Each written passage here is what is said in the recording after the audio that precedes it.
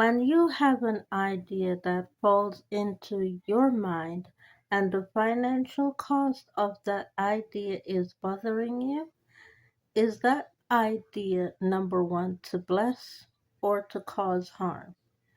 Because the financial part of it should never always be the bother, because you should always be earning, especially more than what you are spending, because you should do the financial cost cover in order to feed, well, the Amazon delivery truck drivers, especially when you've made an Amazon order. How are you going to get the money back after you've fed the Amazon delivery driver for delivering your package to you? Have you thought about that in order to earn your finances back? Because you're gonna have to earn that finance somewhere. That's a great idea, but you're gonna go broke doing that. Have you thought about, okay, I feed these Amazon drivers, they don't eat, but how am I going to earn that money back from these Amazon drivers? Have you thought about it that way? Great idea, but you're gonna go broke doing it because from the way I see it, I think of it as a restaurant.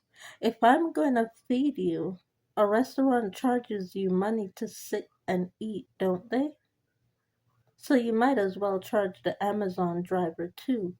But get there by getting to know the Amazon staff in your district in order to figure out how to get the money from the driver without ever having to talk to the driver. And therefore, they'll eat, but they'll also end up having to pay you too. Just a piece of business advice there. Now, to answer your other question, am I ever alone when I do this thing called life? Let me answer that to you in a musical format where a singer needs background vocalists in order to extend the sound of the song so that the lead singer can rest their voice in preparation towards the next song, which then the background vocalist enhances the care of the crowd, pulling them into being able to receive from the lead singer the very next song coming into play. So that's number one way to tell you that I'm not alone in this. Background vocals. Number two, a band. When a singer has a background vocalist and a band that plays instruments such as the drums, the guitar, the cello, the piano, all sorts of instruments. That's the singer not working alone. That's the singer having a team that keeps them together in order to make sure that the sound that is coming out of their mouth is coming out not only equally a cappella in the right way, but it's coming out a cappella in the right way, but with sound, because you have to train someone to sing with sound in order to be able to sing the song a cappella. Okay?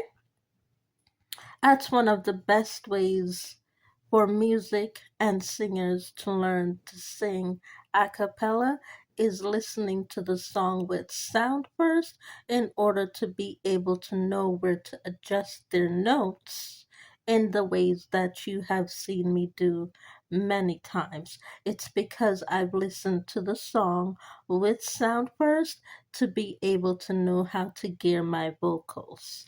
And the final answer to that question, but not yet the final answer, is background dancers. The stage is filled with background dancers because the dancers brings the stage to life, because there might be deaf people in the audience.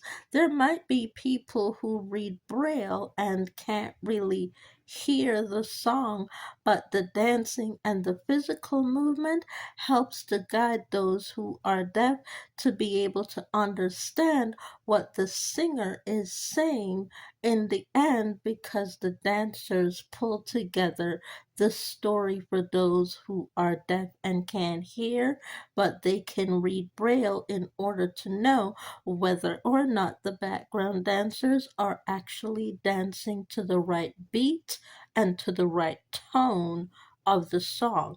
And by the way, not everybody who says they are deaf is really deaf, because a lot of deaf people, they can't hear you when you speak, but they can hear the vibrations to the sound of the beat of the drums, which is why we allow instruments in the studio and on stage, is to make sure that if they can read Braille, they can be there, they won't lose their hearing, but they can see the show with the background dancers because they can feel it at the beat of the drums underneath, picking up on the vibration of the sound. All right, Eric B., how do I answer this question without feeling a quail of rainstorm coming with a lot of belligerent, ignorant, commodores who haven't been chosen? Number one, first of all, you have to be able to sing. Number two, first of all, at this point, when it comes to me, you have to be a female, born, stayed, and, and growth. And number three is the final piece for me: acceptance. Acceptance that there is a God behind the music that is written. This is not a music that is written for a global entity for you to tear the world apart. No. This is a music that is written that is meant to keep the world together. Otherwise, I would have murdered every one of you all already that wants to sing in order to say you can sing. You would have all been murdered by me, which your breath stinks. You know what I'm saying? So, what am I trying to say in the essence here is that, do I write the music to stay Whitney Houston? No. I write the music because I want a Whitney Houston soul out there that will return in favor the same kindness that I gave her, and the same breath of life in the form of Whitney Houston to someone else, because I can't bring everybody to Jesus Christ, because once again, like I said, I don't respond to Alicia Lewis the same way Alicia Lewis responds to you. So I gave birth to Whitney Houston, yes, but the point of the matter is, there's someone out there who enjoys listening to the voice of Whitney Houston, well, probably in the form of, my Aunt Veronica, who can sing, but she doesn't show all of you that she can sing, but she can. And even at her age, she can lead people to Christ in a different way than I can, because they have a different road approach to Christ, and she can respond to them as Whitney Houston with the voice of Whitney Houston, because I probably created Whitney Houston for her to be Whitney Houston in her old age. Because you have to remember that Sarai did not give birth to Jacob until she was 85 years old. So sometimes your journey doesn't begin at the age of 1. There are days where your journey begins at the age of 101, because the key doesn't show up until you are safe to begin your journey.